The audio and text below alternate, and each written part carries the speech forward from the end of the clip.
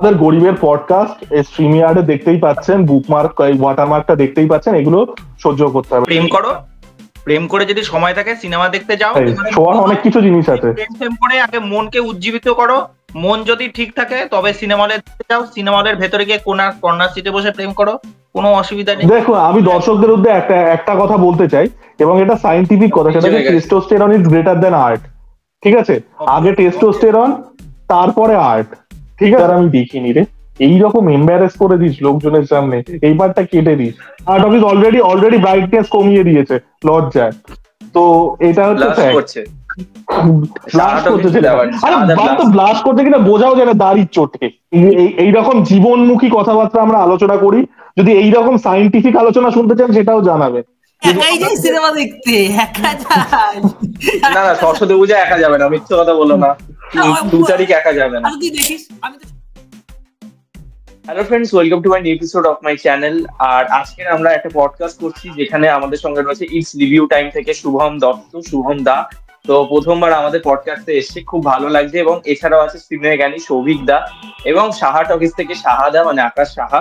তো মানে প্রথমবার আমার পডকাস্টে আর কি এসছে, তো খুব ভালো লাগছে। সাহাদার সাথে কথা বলবো আজকের অনেক মুভি বাব দেবজ্যোতি দা থেকে আছে। দেবজ্যোতি দা আলাদা করে কিছু করবো এবং বিভিন্ন আলোচনা হবে, সিনেমা বিষয়ে আলোচনা হবে, বাংলা সিনেমা শুধু নয়, অনেক ধরনের সিনেমা নিয়ে আলোচনা হবে এবং এছাড়াও অনেক হাসি ঠাট্টা ভীষণ ইয়ার্কি ফাজলামো সবই হবে। তো পডকাস্টটা প্লিজ কন্টিনিউ করবে, শেষ অব্দি দেখবে সবাই। তো সবার প্রথম যে কোয়েশ্চেনটা তোমাদের কাছে করতে চাই, যে বাংলা সিনেমার বক্স অফিসে ন্যাশনাল মাল্টিপ্লেক্স চেনে সন্তান, খাদান, 5 নম্বর স্বপ্নময় লেন, চালচিত্র, ভাগ্যলক্ষ্মী এবং পাটালিগঞ্জের পুতুল খেলা, যেটার কিন্তু কালেকশন বেরিয়ে গেছে। মানে একটা লাস্ট উইক আমরা দেখলাম যে কালেকশনটা বেরিয়েছে, যেটা কিন্তু এটা ভালো রকম কালেকশন, এটা ডিসেন্ট ফিগার। এবং এর সাথে আর একটা কোয়েশ্চেনও তোমাদেরকে আমি সবাইকে করতে চাই, যে এই যে একটা আমরা বলে রাখি যে বাংলা সিনেমার টিকিট প্রাইসটা কমানো দরকার, ঠিক আছে, বিশেষ করে এই যে ন্যাশনাল মাল্টিপ্লেক্স চেইন রয়েছে সেখানে টিকিট প্রাইস যদি আরেকটু কমে যায় তাহলে কিন্তু আরো বেশি ফুটফলস হবে, আরো বেশি কালেকশনটা বাড়বে। তো তোমাদের কি মতামত এটা আমি জেনে নেবো। এবং আমি এখানে বেসিক্যালি 4টে ভাবে থিয়েটারকে ভাগ করেছি। একটা হচ্ছে ন্যাশনাল মাল্টিপ্লেক্স চেইন, অর্থাৎ আইনক্স, পিভিআর, সিনেপলিস। সেকেন্ড হচ্ছে যেগুলো নন ন্যাশনাল মাল্টিপ্লেক্স চেইন এবং লোকাল মাল্টিপ্লেক্স রয়েছে। হ্যাঁ, মিরাজটাও ধরে, ওই ফার্স্টের মধ্যেই ধরে, ন্যাশনালের মধ্যে। এবং নন ন্যাশনাল মাল্টিপ্লেক্স চেন এবং লোকাল মাল্টিপ্লেক্স আছে সেকেন্ডে। আর থার্ডে রেখেছি প্রিমিয়াম সিঙ্গেল স্ক্রিন, ফোর্থে রেখেছি একদম ট্র্যাডিশনাল সিঙ্গেল স্ক্রিন, যেগুলো এখন সংখ্যা অনেক কমে গেছে বাট আছে। তো সেই হিসাবে তোমাদের মনে হয় যে টিকিট ক্যাপ, মানে টিকিট প্রাইস গুলো কিরকম রাখা উচিত ওই 4টে থিয়েটার্স গুলো, মানে ওই ধরনের 4টে গ্রুপ অফ থিয়েটার্স? তো সবার প্রথম যদি আমি সাহাদ অফিস থেকে সাহাদার কাছে আসবো। দেখ, আমি তো বক্স অফিসে প্রতি সপ্তাহে ভিডিও তৈরি করি, এটা যারা ফলো করে তারা জানে যে আমি নিয়মিত প্রতি সপ্তাহে ন্যাশনাল মাল্টিপ্লেক্সে ভিডিও তৈরি। তুই যেটা বললি যে কমিয়ে দেওয়ার ব্যাপার, দেখ আমরা হয়তো এখানে দাঁড়িয়ে বলতে পারছি যে কমিয়ে দিলে ভালো হয়, কমিয়ে দেওয়া উচিত, দর্শক হয়তো সিনেমা দেখতে যাবে। তাহলে এবার দেখ, একটা সমস্ত যারা বিজনেস চেন রয়েছে না, তাদেরকেও চালাতে হয়, এত স্টাফ রয়েছে, তারা যখন এই 99 টাকা হয়ে যায় তখন উল্টো দিক থেকে তারা ওই টপকর্নের দাম বাড়িয়ে দিয়ে আমরা দেখেছি টোটাল ওই 150-200 টাকা করে দেয়। আমি আলোচনা করছিলাম তোর সাথে, তো কম ব্যাপারটা না ওরকম ভাবে হয় না, আমরা বললেই হয়ে যাবে এরকম নয়, অনেক কিছু ডিপেন্ড করে তার উপর। এবং দর্শক যে বাংলা সিনেমার জন্য বিশাল এক্সাইটেড বা কমিয়ে দিলে যে ভিড় করবে তা একদমই নয়, তাদের জন্য অন্য অপশন অবশ্যই রয়েছে। তো কমিয়ে তো প্রথম 3 দিন একটু বেশি রাখা হয়, তারপর মোটামুটি 1 সপ্তাহ গেলে এমনিতেই কমিয়ে দেওয়া হয়। তুই এমার্জেন্সির ক্ষেত্রে দেখতে পাচ্ছিস যে প্রথম যে হাই ছিল এখন অনেকটাই কমে গেছে আর কি। তো এটা আলাদা করে বলার কিছু নেই। এবং অবশ্যই সিঙ্গেল স্ক্রিন গুলো তো বন্ধ হয়ে যাচ্ছে, সিঙ্গেল স্ক্রিন গুলোর একটা আলাদা ঐতিহ্য ছিল, যদি সেই সিঙ্গেল স্ক্রিন গুলো আর একটু মেরামত করে নতুন করে দর্শকদের টানা যায় আর কি, তাহলে হয়তো একটা বাংলা অডিয়েন্স ওখানে গেলেও যেতে পারবে, এটুকুই। আচ্ছা, তো শাহাদার থেকে আমরা এটা যেটা জানতে পারলাম যে শুধুমাত্র দাম কমালেও হবে না, অনেক বিষয় মাথায় রাখতে হবে। তার মানে এই নয় যে যেখানে আমরা 250 টাকা দিয়ে সিনেমা দেখছি সেটা 50 টাকা হয়ে যাবে, ওটা সম্ভব নয়। তো আমি এখন ইটস রিভিউ টাইম থেকে শুভমদার কাছে আসবো, যে এই যে আমরা বলি যে যদি টিকিট প্রাইস কমে যায়, মানে টিকিট প্রাইস যদি মাল্টিপ্লেক্স চেনে কমিয়ে দেওয়া হয়, মানে ন্যাশনাল মাল্টিপ্লেক্স চেনে, তো যারা মানে সিঙ্গেল স্ক্রিন অডিয়েন্স, মানে প্রিমিয়াম সিঙ্গেল স্ক্রিনে গিয়ে যারা সিনেমা দেখে বা লোকাল মাল্টিপ্লেক্সে গিয়ে সিনেমা দেখে, সেখানে 100-150 টাকার মধ্যে হয়ে যাচ্ছে। এবং সেখানেও যদি দাঁড়িয়ে ন্যাশনাল মাল্টিপ্লেক্সে 100-150 টাকা টিকিট হয়, তারা কিন্তু প্রেফার করবে ন্যাশনাল মাল্টিপ্লেক্সে যাওয়ার। তো কোথাও গিয়ে আমার মনে হয় সিঙ্গেল স্ক্রিন এবং নন ন্যাশনাল মাল্টিপ্লেক্স চেনে কিন্তু ভিড়টা কমে যাবে। তো তোমার কি মতামত এই বিষয়টার উপর? দেখো, যেটা প্রথম কথা, যে এই যে বললো আমাদের সাহা টকিজ থেকে যেটা বললো যে অনেকগুলো ব্যাপার আমাদেরকে মাথায় রাখতে হয়, সেটা তো ঠিক কথাই। এবার মাল্টিপ্লেক্সে তো শুধু বাংলা সিনেমা চলছে না, তার সাথে হিন্দিও চলছে, সাউথের সিনেমাও চলছে, যেগুলো তো কম্পারেটিভলি অনেক হাই থাকেই। যে মুভির হাইপ থাকে 250 টাকা 300 টাকা টিকিট প্রাইস, ওইগুলো থাকে বাংলা সিনেমা বাদে যে সিনেমাগুলো চলে। এবার বাংলা সিনেমার যদি টিকিট প্রাইস কম করেও দেওয়া হয়, দেখো টিকিট প্রাইস কম করলে যে সিনেমা হলে লোক সিনেমা দেখতে যাবে তার কিন্তু কোনো মানে নেই। তাহলে নন্দন সবসময় হাউসফুল থাকতো, ঠিক আছে? যদি আমরা সেই হিসাবেই দেখি, দাম তো 30 টাকা 50 টাকা, তাহলে তো সেখানে সবসময় হাউসফুল থাকা উচিত ছিল। এবার ব্যাপারটা হয়েছে বাংলা সিনেমা নন্দনে ভালো চলে, কিন্তু তার মানে এটা নয় যে আমি যদি সিনেমাই খারাপ বানাই বা সিনেমার মান যদি আমার খারাপ হয় আর আমি 50 টাকার টিকিট রাখছি লোক দেখতে যাবে, আমি যদি টিকিটের দামটা 250 টাকার থেকে 200 টাকা করি, তাতে কিন্তু খুব একটা সমস্যা হবে না, তাতে বরং সুবিধাই হবে বলে আমার মনে হয়। কারণ যেই দর্শকটা ভাবছে আমি এত টাকা দিয়ে বাংলা সিনেমা কেন দেখতে যাব, সামনের সপ্তাহে একটা বড় হিন্দি সিনেমা আসছে বা একটা সাউথের সিনেমা আসছে, আমি বাংলা সিনেমাতে এই টাকাটা ইনভেস্ট করার থেকে আমি পরের সপ্তাহের জন্য টাকাটা জমিয়ে রাখবো, আমি হিন্দি বা সাউথের সিনেমাটা দেখতে যাব।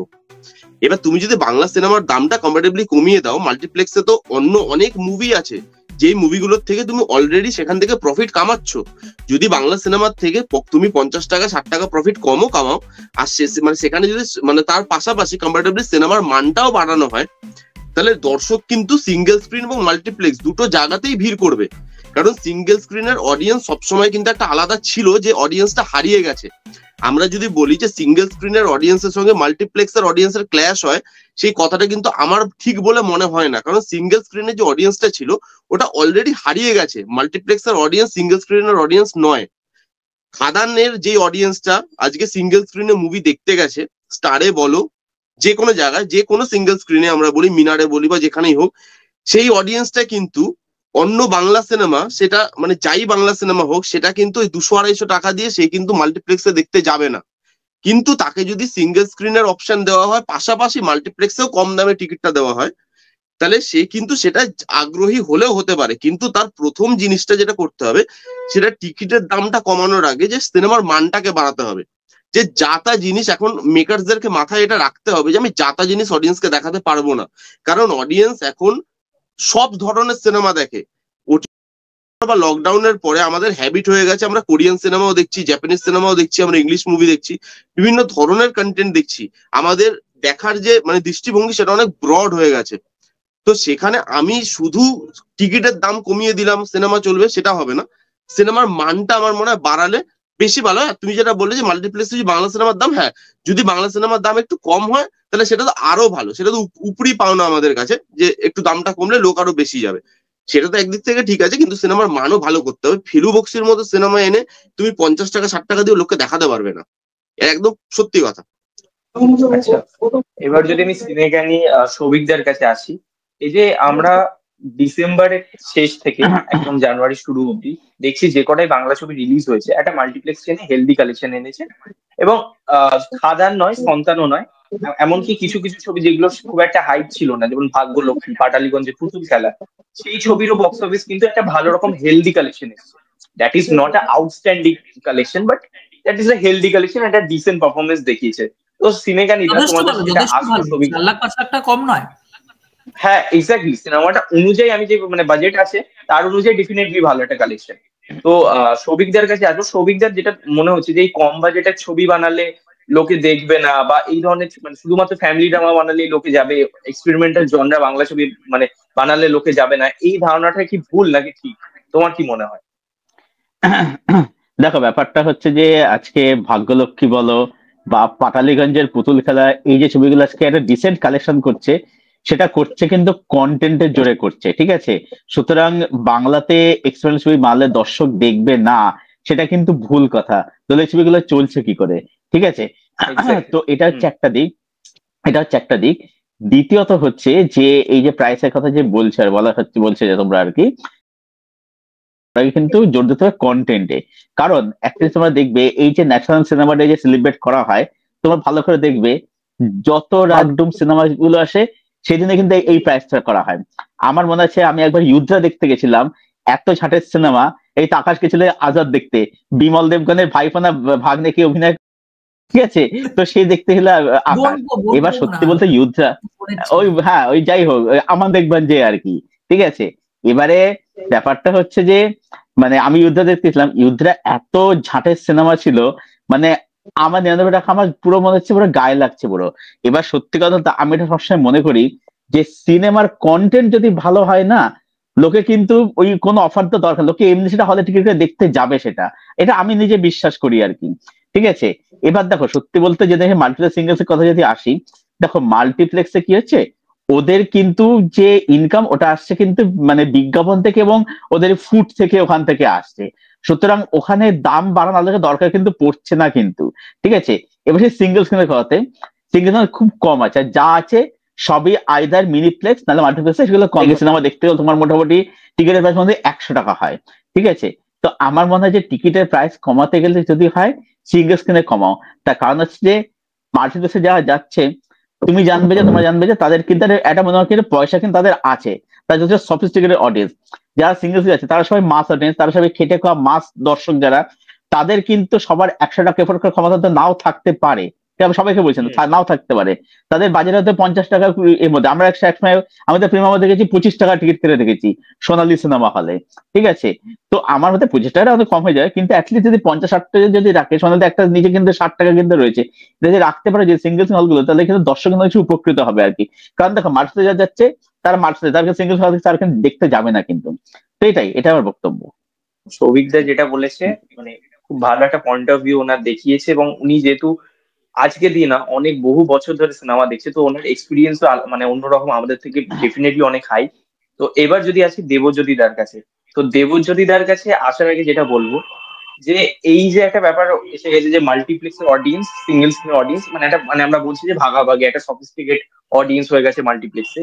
কিন্তু যদি আমি স্পেসিফিকলি আমার কথা বলি, মানে আমার কলকাতার আশেপাশের হলগুলো যেগুলো প্রিমিয়াম সিঙ্গেল স্ক্রিন মানে যাচ্ছে, সেই অডিয়েন্সটা কিন্তু লেক মলেও যাচ্ছে সিনেমা দেখতে। ঠিক আছে। বা সাউথ সিটিতে একজন যে যাচ্ছে সে নবীনাতেও সিনেমা দেখতে যাচ্ছে।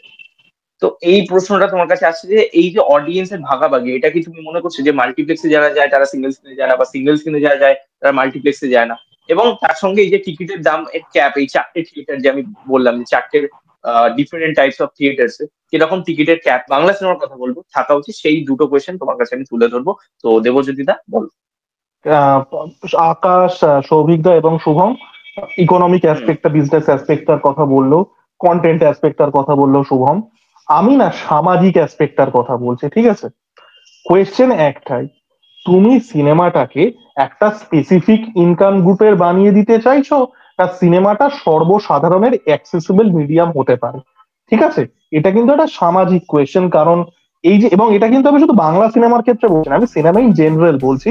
সেটা হচ্ছে যে এই যে সিনেমা এখন যে মাল্টিপ্লেক্স কালচারটা চলে এসছে, সিনেমা ইনক্রিজিংলি একটা সার্টেন ইনকাম গ্রুপের মিডিয়াম হয়ে যাচ্ছে, যেটা কখনোই কিন্তু কাম্য নয়। তুমি কিন্তু একটা বিশাল পরিমাণ, আমাদের ভারতবর্ষের মতো একটা উন্নয়নশীল দেশে বেশিরভাগ মানুষের যা ইনকাম লেভেল, তার থেকে কিন্তু সিনেমাটা অনেক বেশি টিকিট প্রাইস, এবং এটা কিন্তু প্রতিটা ক্ষেত্রে, এটা শুধু বাংলা সিনেমার ক্ষেত্রে নয়। তো এটা কিন্তু একটা বিরাট বড় সামাজিক প্রশ্ন যে সিনেমা কি শুধুমাত্র একটা সার্টেন ইনকাম, মানে তুমি মাসে 50,000 টাকা ইনকাম করলেই রেগুলারলি সিনেমা দেখতে যেতে পারবে, 5,000 টাকা ইনকাম করলে পারবে না? এটা কিন্তু একটা বড় প্রশ্ন। এবার দেখ, তুই যেটা বললি, আমি না ফান্ডামেন্টালি মনে করি না যে সিঙ্গেল স্ক্রিন আর মাল্টিপ্লেক্সের দর্শক আলাদা। এটা অনেকে আমার সাথে দ্বিমত পোষণ করবে, এবং দ্যাটস ফাইন।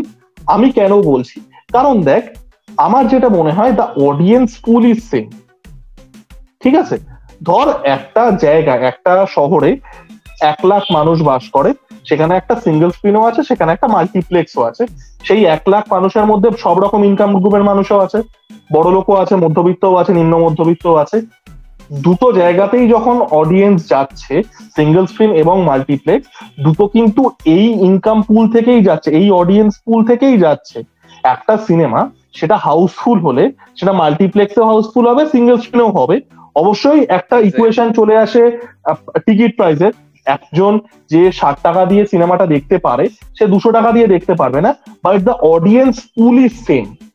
এই যে মানে কি বলবো, এইটা কিন্তু সেম, যে অডিয়েন্স পুলটা, যে স্যাম্পলটা, সেটা কিন্তু সেম। আমরা না অনেক সময় কি করি বলতো, আমরা ইন্ডিভিজুয়ালি জাজ করি যে অমুক লোকের এত টাকা ইনকাম, এ সিঙ্গেল স্ক্রিনে যাবে, অমুক লোকের অত টাকা ইনকাম, ও মাল্টিপ্লেক্সে যাবে, কোনোদিনই ইন্ডিভিজুয়ালিস্টিক মিডিয়াম নয়। It's a collective, it's a collection of audience, সেটার মধ্যে সব রকম ইনকাম গ্রুপ থাকে। তো তুই যেটা বললি, আমি কোনোদিনই বিশ্বাস করি না যে একটা মাল্টিপ্লেক্সের অডিয়েন্স আর একটা সিনেমার অডিয়েন্স ফান্ডামেন্টালি আলাদা। যেটা বললাম, তুই যদি ইন্ডিভিজুয়ালি ইয়ে করিস যে অমুকের মাইনে এত টাকা, ও ওই হলে যেতে পারবে না, সেটা আলাদা জিনিস। আমি কালেকটিভ ওয়েতে যদি দেখি তো নয়।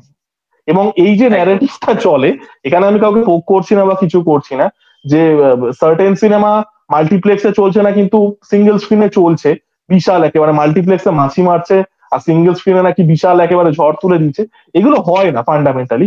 মানে এগুলো সোশিওলজিক্যালি পসিবল নয়। যারা এগুলো বলে, আমি মানে সত্যি কথা জানি না যে তারা কি সমাজে বেরোয় না, মানে তারা কি জানে না এই কালেকটিভটা কিভাবে হিউম্যান সোসাইটি অপারেট করে। তো এটাই আমার বক্তব্য ছিল। তো দুটো, তোর প্রথম কোয়েশ্চেনের অ্যান্সারটা হচ্ছে যে, যেটা বললাম যে এটা একটা সামাজিক ফান্ডামেন্টাল কোয়েশ্চেন, যে সিনেমাটা কি একটা সার্টেন ইনকাম গ্রুপের হয়ে যায়, সিনেমাটা সর্বসাধারণের জন্য অ্যাপ্লিকেবল করতে চাও, যদি সেটা হয় তো অবশ্যই ক্যাপ লাগানো উচিত। আর যদি, আর সেকেন্ড তুই যেটা বললি, আমার মনে হয় না সিনেমা কোনোদিনই একজন মানুষের স্যাম্পল সাইজ দিয়ে ডিসাইড করা ঠিক না। হলো কন্ট্রোভার্সিয়াল একটা স্টেটমেন্ট রেখেছে দেবজ্যোতিরা, সেটা না না, কন্ট্রোভার্সিয়াল স্টেটমেন্ট না, this is how human as collective work. একজন একটা জায়গায় যদি 1,00,000 লোক থাকে, প্রত্যেকে বিরাট কোহলি সাপোর্টার হবে না, প্রত্যেকে আরসিবি সাপোর্টার হবে না, তাই না? এটা fact. This is how collective work. মানে এটা যদি কেউ বলে অমুক জায়গায় কিচ্ছু হচ্ছে না, তমুক জায়গায় ঝড় তুলে দিচ্ছে, করে না, তারা বোধহয় লোক সমাজে বেরোয় না, আমার তাই মনে হয়। গরিবের পডকাস্ট স্ট্রিমিয়ার্ডে দেখতেই পাচ্ছেন, বুকমার্ক, ওয়াটারমার্কটা দেখতেই পাচ্ছেন, এগুলো সহ্য করতে হবে, ঠিক আছে? এর মধ্যেই চলে এসছে প্রত্যয়দা লোকে কি ভাববো থেকে, এবং সুস্বাগতম আমাদের পডকাস্টে প্রত্যয়দা। তো প্রত্যয়দার কাছে ফার্স্ট কোয়েশ্চেনটা আমি আনবো, সেটা মানে সেকেন্ড কোয়েশ্চেন প্রত্যয়দা, মানে আমাদের কাছে সবার কাছে সেকেন্ড কোয়েশ্চেন, বাট প্রত্যয়দার কাছে ফার্স্ট কোয়েশ্চেন, যে এই সরস্বতী পুজো এবং 23শে জানুয়ারি অনেকগুলো বাংলা ছবি রিলিজ হচ্ছে, তার মধ্যে হচ্ছে বিনোদিনী, সত্যি বলে সত্যি কিছু নেই, যেটা 23শে জানুয়ারি রিলিজ হচ্ছে, এবং এই রাত তোমার আমার, অমর সঙ্গী, যদি এমন হতো, এটা রিলিজ হচ্ছে আগামী 31শে জানুয়ারি। তো এই ছবিগুলোর মধ্যে কোন ছবিগুলো বক্স অফিসে এটা ভালো ফিগার আনবে, ক্রিটিক্যালি অ্যাক্লেম হবে, মানে কোনটা মনে হচ্ছে যে ভালো চলতে পারে প্রত্যয়দা? দেখো, প্রথমত পডকাস্টে এত সিরিয়াস আলোচনা আমি করবো না।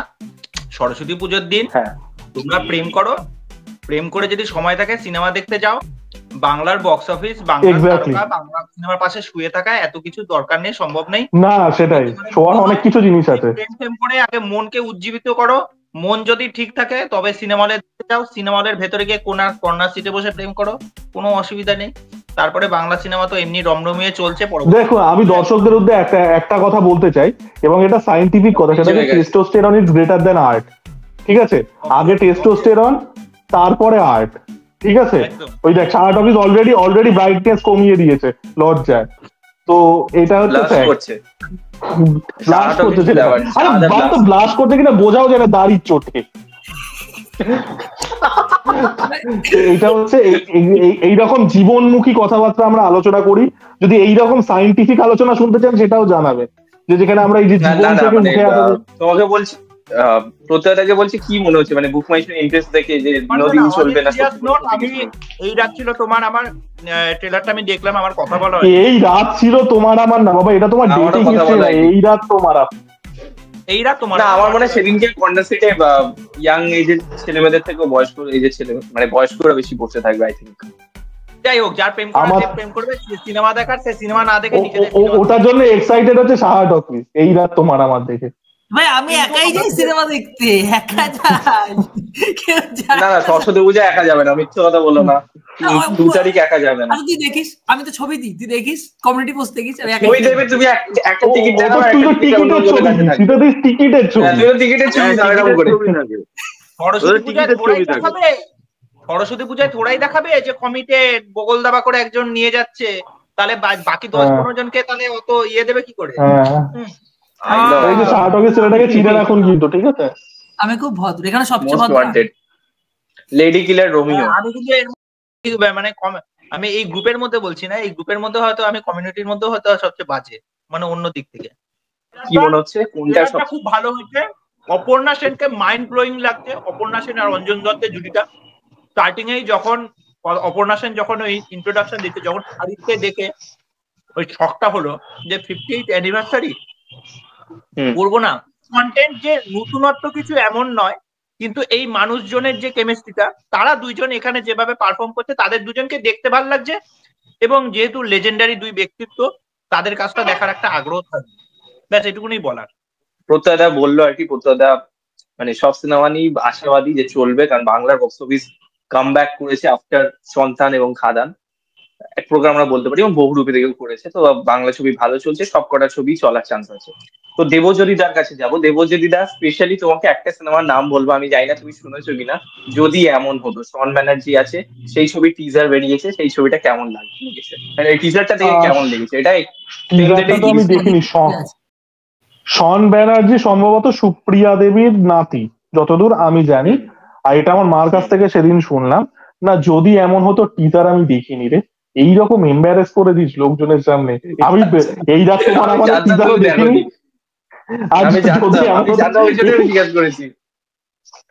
যদি এমন হতো টিজারও দেখিনি, এই রাত তোমার আমারও দেখিনি। আচ্ছা, একটা সিনেমাকে আমরা মিস করে দিচ্ছি, একটা সিনেমাকে আমরা পুরো মিস করে দিচ্ছি। সরস্বতী পুজো রিলিজ হবে, অমর সঙ্গী। অমর সঙ্গী, হ্যাঁ, বিক্রম সৈনী। অমর সঙ্গী বিক্রমের দেখেছো? টিজারটা দেখেছো? অমর সঙ্গী ওটা কেমন লাগছে? ওটা নিয়ে কি কতটা মনে হচ্ছে যে চলবে বা কত, মানে চলার চান্স? সমস্যাটা হচ্ছে এখন যেটা আমরা দেখতে পাচ্ছি যে বোনাফাইড স্টার না থাকলে চলা খুব মুশকিল। যদি কন্টেন্ট সেই রকম হয়, যা চালচিত্র যেরকম কন্টেন্ট খুব ভালো ছিল, বা তার আগে বল্লভপুরের রূপকথাতে দেখেছি আমরা, অপরাজিততে দেখেছি, পাটালিগঞ্জেও তো মোটামুটি চলছে, ভাগ্যলক্ষ্মীও, যদিও ভাগ্যলক্ষ্মীতে রাজনীতি, যাই হোক। তো যদি সেই রকম, এবার দেখ বিক্রম চ্যাটার্জি তো বোনাফাইড স্টার নন, তার স্টার হওয়ার পোটেনশিয়াল আছে অবশ্যই, but he is not a bona fide star yet. তো এবার কন্টেন্ট যদি সেই রকম হয় তাহলে দেখা যাক। এবার এখন কিন্তু এই হরর কমেডি জিনিসটা চলছে। অমর সঙ্গী ঠিক হরর কমেডি না, অমর সঙ্গী অনেক বেশি হরর রোম্যান্স বেশি, গথিক হরর যেটাকে বলে, বাট কমেডিও আছে। তো এই জনরাটা যেহেতু চলছে, তো ওয়ার্ক করতে পারে। টিজারটা কিন্তু মোটামুটি ভালো ছিল। আমার সৌমি চ্যাটার্জিকেও ভালো লাগে, বিক্রম চ্যাটার্জিকেও ভালো লাগে, আর টিজারটা কিন্তু মোটামুটি ভালো। আচ্ছা, শাহাদার মানে কোন সিনেমাটা নিয়ে এক্সাইটেড বেশি? দেখ, আমি তো সব বাংলা ছবি এবারে মোটামুটি ঠিক করেছি 100% বাংলা ছবি কভার করব। তো অপরিচিতটা কভার করতে পারিনি, এসকে মুভিজের ঠিকঠাক টাইমিং ছিল না আর কি। তো সব ছবি, এবারে যে দুটো ছবি বাংলা ছবি আসছে, বিনোদিনী এবং তার সাথে সত্যি বলে সত্যি কিছু, পরের সপ্তাহে এই রাত তোমার আবার এবং অমর সঙ্গে, দুটো ছবি, 4টে ছবি আমি দেখবো। তারপর পরের মাসে সম্ভবত ওই জিতু কামাল আর শ্রাবন্তীর একটা ছবি আসছে, হাসির একটা ছবি আসছে। তো ওই ছবিটার নাম ওই ছবিটাও দেখবো। এবং আমার কিন্তু সত্যি বলতে মানে টিজারটা কিন্তু বেশ ভালো লেগেছে, ঠিক আছে, মানে অমর সঙ্গে টিজারটা বেশ ভালো লেগেছে। আমার একটা ছবির কথা মনে পড়ছে, তোমাদের হয়তো মনে আছে, মিমি আর সোহম ছিল, গল্প হলেও সত্যি। তো ওই ধরনের কিন্তু খুব থ্রিলিং মুভমেন্ট ছিল, যদি রিমেক ছবি ছিল, যাই হোক। তো সেই একটা আভাস পেয়েছি। আর এই রাত তোমার আমার একদমই অন্য ধারার একটা ছবি, কারণ সন্তানের মতো ছবি আমরা দেখেছি। আমি জানি না লাস্টে কোনো ক্লাইম্যাক্সে কোনো চমক দেওয়ার মতো কিছু আছে কিনা, তারা মরে যাবে কিনা বাস্তবিক অর্থে বা সুইসাইড করছে, একটা রাতের একটা ঘটনা আর কি দেখাচ্ছে এখানে। তো দেখা যাক, এটা ছবিটা দেখতে যাবো। তো আমি বাংলা ছবি দেখতে যাবো, দর্শক কি করবেন আমি দর্শকদের বলছি একটাই রিকোয়েস্ট, বাংলা সিনেমা টলিউড ইন্ডাস্ট্রিকে, যে সারা বছর তো পড়ে থাকে, তো এই একসাথে 3-4টে ছবি রিলিজ না করে যদি ফেব্রুয়ারি, মার্চ, এপ্রিল এগুলোকে টার্গেট করে একটা দুটো করে তারা ছবি রিলিজ করে, এমনি অকেশন যখন থাকবে না সেরকম টাইমে, তাহলে কিন্তু ছবি চলার চান্স রয়েছে। এমন নয় যে ছবি চলবে না। সবচেয়ে বড় উদাহরণ গত বছরে এটা আমাদের গল্প, এমনি সময় রিলিজ করে লং রানে বিশাল চলেছে ছবিটা। আর সেই সেমই স্ট্র্যাটেজি ফলো করছে, দেখা যাক কি করে। আর শাহাদাকে আরেকটা যেটা বলবো, তুমি একটা সিনেমা মিস করেছো বাংলা সিনেমা থেকে, সেটা হচ্ছে ঝুমুর। হ্যাঁ, ঝুমুর ছবিটা এখানে একটাই লালিতে, কিন্তু আমি জানি না ঝুমুরের কথা বলছি পুতুল, যেটা নিয়ে অস্কারের কথা হচ্ছিল ইমন চক্রবর্তী। পুতুল সিনেমাটা পুতুল তো আছে, ঝুমুরও রয়েছে। ঝুমুর কিন্তু একটা আঞ্চলিক ছবি, ওটা এখানে একটাই হল পেয়েছে, লালি, আর কোনো হলই পাইনি। মানে পশ্চিমবঙ্গে আমি দেখলাম লো বাজেট ছবি, যেটা দেখে poster and look and voice দেখে মনে হচ্ছে খুব লো বাজেটের ছবি। তো যদি পারি অবশ্যই দেখে আমি জানাবো। আচ্ছা, শুভমদার কাছে আসবো যে শুভমদা, তুমি বিনোদিনী এবং সত্যি বলে সত্যি কিছু নেই, এই দুটো সিনেমা যেটা 23 জানুয়ারি রিলিজ করছে, এবং তুমি দুটো ছবিকে মানে তোমার কি মনে হচ্ছে যে রিসেন্ট যা ট্রেড মানে দেখলে যে বাংলা সিনেমা মানে কি ধরনের চলছে আর কি, হলে কোনটা বেশি লোক যাচ্ছে, বা তোমার একটা আইডিয়া বা তোমার একটা প্রেডিকশন তুমি যদি দাও যে এই দুটো ছবির মধ্যে কোনটা বেশি চলবে? যদি আমি বলতে পারতাম কোন সিনেমাটা বেশি চলবে, আমাকে তো সবাই হায়ার করে নিত বাড়ি এসে, ভাই তুই কথা বলছি। এবার কি হয় বলতো, এই যে সবাই বললো তখন, এবার সত্যি কথা বলতে কোন সিনেমা চলবে আর চলবে না ওটা তো বলা যায় না, যে কোন জিনিসটা অডিয়েন্সের সাথে কানেক্ট করে যাবে বাই চান্স, কোন জিনিসটা করবে না। ভালো কন্টেন্ট অনেক সময় আমরা দেখেছি ফ্লপ হয়ে যেতে, যে ভালো কন্টেন্ট লোকের খুব ভালো লাগছে কিন্তু লোক দেখতে যাচ্ছে না, সিনেমা হল ওটিটির জন্য ওয়েট করছে। এবার বাংলা ইন্ডাস্ট্রি যেটা ভালো হয়েছে, এই যে পেসটা ধরলো অনেকদিন বাদে, এই যে চালচিত্র বলি, 5 নম্বর স্বপ্নময়লেন, খাদান, সন্তান, এই যে 4টে সিনেমা পেস ধরলো, তার আগে বহুরূপী দিয়ে স্টার্ট হয়েছে এই পেসটা। এবার তুমি বাংলা সিনেমাগুলোর লাইন আপটা দেখো, তারা কিন্তু এই পেসটাকে ছাড়তে চাইছে না, যে এই যে পেজটা আমরা ধরেছি এই পেজটা যাতে কোথাও ড্রপ না হয়। এবং আরেকটা ভালো চেষ্টা দেখতে পাবে, বাংলা ইন্ডাস্ট্রি না সব ধরনের মানে অডিয়েন্সের জন্য কন্টেন্ট বানানোর চেষ্টা করছে, যে আচ্ছা এটার মধ্যে একটু মাস মুভিও যাতে থাকে, একটা হরর কমেডিও যাতে থাকে, আবার সত্যি বলে সত্যি কিছু একটা থ্রিলার সিনেমাও যাতে থাকে, একটা রোমান্টিক সিনেমাও থাকে, ডার্ক কমেডিও থাকে, আবার একটা ধরো ওই অপর্ণা সেন এবং আমাদের অঞ্জন স্যারের যে বইটা আসছে ওরকম একটু মানে একটু এজেড লোককে ক্যাটার করতে পারি, ওরকম ধরনের সিনেমা যাতে নস্টালজিয়া ফিলটা আমরা আনতে পারি। এবার তুমি কি হচ্ছে, তুমি অনেক অপশন পাচ্ছ, যে যার যেটা ইচ্ছা, যার যেটা যেই জনরাটা প্রেফার করে সে সেই জনরাটা দেখতে পারবে। এটা একটা খুব ভালো জিনিস, যে তোমাকে আর ওই জন্য বসে থাকতে পারবে 4টে সিনেমা রয়েছে, 4টেই তো ফ্যামিলি অডিয়েন্সের জন্য, আমি কোনটা দেখতে যাবো, আমার তো জনরাটা কোনোটাই ম্যাচ করছে না। এবার সেই জিনিসটা বাংলা ইন্ডাস্ট্রি যে করছে, আস্তে আস্তে টাইম লাগবে হয়তো, কিন্তু ভালো করছে। এবার আসে তোমার প্রশ্ন, যে বিনোদিনী আর সত্যি বলে সত্যি কিছু নেই, এই যে দুটো সিনেমা, দুটোই কিন্তু আমার মনে হয় মানে একে অপরকে কিন্তু টক্কর দেবে যদি দুটো সিনেমায় বাই চান্স ভালো হয়। কারণ বিনোদিনী একটা এত মানে পাওয়ারফুল ক্যারেক্টার নিয়ে সিনেমা, এত বড় স্কেলে সিনেমাটা আসছে, ট্রেলার এসছে, দেখে বুঝতেই পারছো যে বাংলা সিনেমা যে বাজেটে তৈরি হয়, সেখান থেকে তারা বেরিয়ে গিয়ে চেষ্টা করেছে যে আমরা যাতে সেই জিনিসটাকে প্রোভাইড করতে পারি, কারণ ক্যারেক্টারটা এতটা বড়, জিনিসটা এতটা লার্জ, ওই জিনিসটা আমাকে তো প্রোভাইড করতে হবে। দেব এন্টারটেনমেন্ট ভেঞ্চার থেকে আসছে, তার তো এমনিতেই একটা স্টেবল জায়গা আছে, রুক্মিণী আছে, বড় বড় স্টার কাস্ট আছে, সেই জায়গাটা তো আমাদের মাথায় রাখতে হবে, এত বড় বড় স্টার কাস্ট আছে, তো সেই সিনেমাটা ভালো হওয়ার চান্স খুব বেশি। এবং তার সাথে সৃজিত মুখার্জি, উল্টো দিকে সৃজিত মুখার্জির একটা ব্র্যান্ড ভ্যালু আছে, সৃজিত মুখার্জির একটা পার্টিকুলার অডিয়েন্স আছে যারা সৃজিত মুখার্জির সিনেমা দেখতে যাবে, ভালো হোক আর খারাপ হোক। তুমি যদি কাস্টিং দেখো, সেই কাস্টিংটাও কিন্তু অনবদ্য, কাঞ্চনদা থেকে শুরু করে, রাহুলদা থেকে শুরু করে, অনন্যা দি আছে আমাদের ওখানে, ওদিকে মানে আরো সবাই মানে যারা যারা আছে ওখানে, বিশাল বড় কাস্টিং।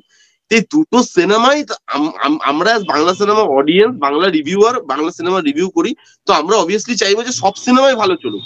এই দুটো সিনেমা যদি ভালো হয়, দুটো সিনেমা কিন্তু নেক টু নেক থাকবে, যে কোন সিনেমাটা মানে বেশি করবে কম করবে এটা লড়াইয়ের বিষয়, এটা কিন্তু বেশ ভালো জিনিস। যেটাই চলবে বাংলা সিনেমাই আলটিমেটলি ভালো হবে।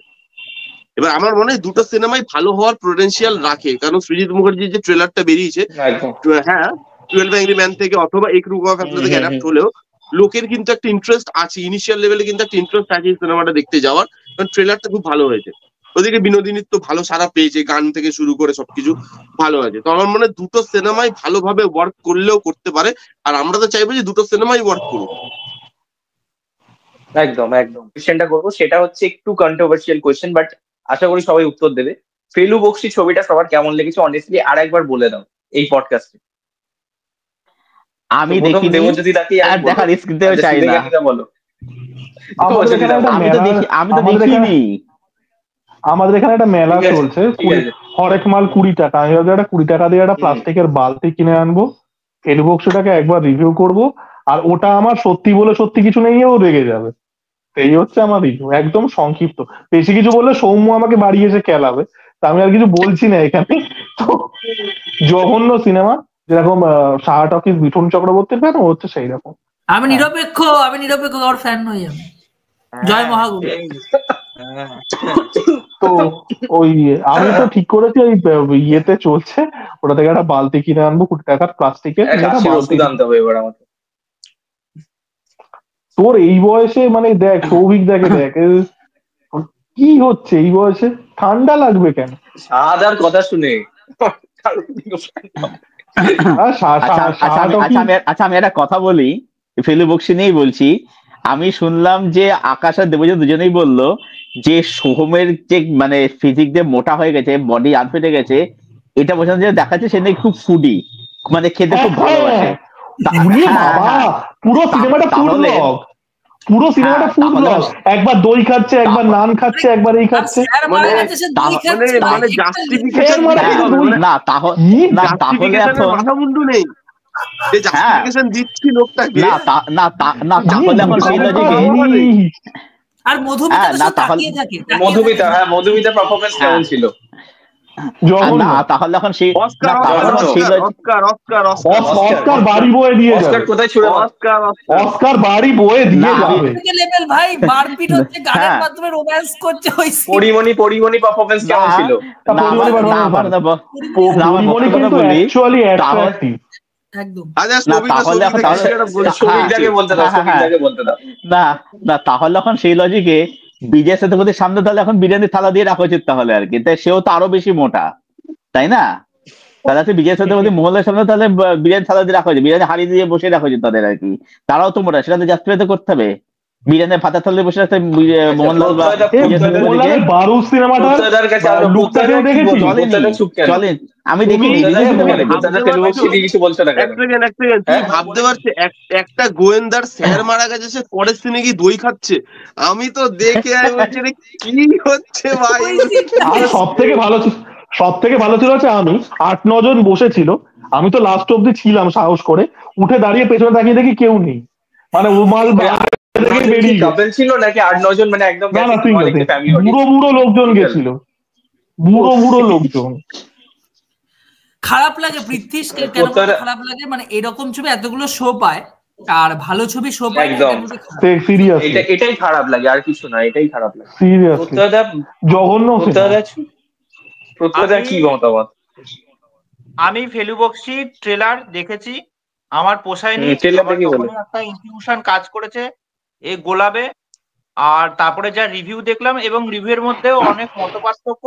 কেউ বলছে এটাকে খুব এক্সট্রাঅর্ডিনারি কাজ, এবার আরেকজন যেটা বলা মানে আচ্ছা আমি সাহাকে জিজ্ঞাসা করতে চাই, এই সাহা তুই ওখানে শার্লক হোমস, মোহনলাল মেঘরাজ, বেনি সংহার এগুলো খুঁজে পেয়েছিস ফেলু বক্সির মধ্যে? অত হাই লেভেলে আমি ভাবতে পারি না, তো আমি সাধারণ। কেন পারছিস না? পারফরমেন্স যদি দেখতে হয় সেটা সিনেমায় না, সেটা ইনস্টাগ্রামে দেখলেই পেয়ে যাবে। আর পরিমণির যদি পারফরমেন্স যদি দেখতে হয় তাহলে ইউটিউবে গিয়ে পরিমণি হট ড্যান্স ভিডিও আপনারা সার্চ করুন, আপনারা পেয়ে যাবেন ওখানে পরিমণির পারফরমেন্স। তার জন্য 200 টাকা খরচা করে সিনেমা হলে গিয়ে দেখতে হবে না, বিশেষ করে আমি 99 টাকায় গেছিলাম, 99 টাকায় গেছিলাম। আমি একটা বলে দিতে চাই বিধিবদ্ধ সতর্কীকরণ, আপনারা এই জিনিসটা অন্তত এইসব সিনেমার পাশে যদি কেউ বলে আমি শুয়ে পড়বো বা পাশে আছি, এটা আমি মানতে পারছি না। তা এইসব সিনেমা থেকে যতদূর সম্ভব দূরে থাকার চেষ্টা করুন। ভালো ভালো অনেক কন্টেন্টের সিনেমা এসেছে যেগুলো মানুষ মানে অ্যাকচুয়ালি দেখে না, যে পাটালিগঞ্জের পুতুল খেলার মতো সিনেমা, ভাগ্যলক্ষ্মীর মতো সিনেমা, এই সমস্ত সিনেমা নিয়ে মানুষ কথা বলে না, ভালো লাগছে, এবারে দেখছে ভালো লাগছে, দেখে না ভুল কথা, দেখছে তাও দেখছি, মানে মাল্টিপ্লেক্স চেনে কালেকশন দেখছি ভালোই এসছে, দেখছে। এবার দেখার মধ্যে অনেক বিষয় আছে, এবার অনেক মতামত রাখছে যে যারা ফ্যামিলি নিয়ে দেখতে গেছে, যখন রিয়াকশন যখন নিয়েছিলাম তাদের মতামত হচ্ছে যে এই যে অ্যাডাল্ট যোগগুলো আছে বা পোক গুলো আছে অনেকে আবার নিতে পারছে না, অনেক কিছু ব্যাপার আছে, ডার্ক কমেডির বিষয়টা রয়েছে যেহেতু। তা যাই হোক, কেননা মানুষ যখন এটা ট্রেলারটা যখন দেখেছিল তখন এতটাও ভাবতে পারেনি, ট্রেলারের 30% দেখিয়েছে, মানে সিনেমায় গিয়ে দেখেছি মানে সিনেমাটা একদমই আলাদা, অন্য ধরনের, মানে এরকম যে হবে কি ওটা কল্পনাও করতে পারি, এরকম একটা বিষয়। এবং আমাকে যদি কেউ বলে যে আমাকে আরেকবার পাটালিগঞ্জের পুতুল খেলা দেখতে যাবি, আমি একবারে হাত তুলে দেবো যে হ্যাঁ আমি দেখতে যাবো। আমার ভাগ্যলক্ষ্মীটা আরেকবার দেখতে যাওয়ার ইচ্ছা। Next episode coming soon.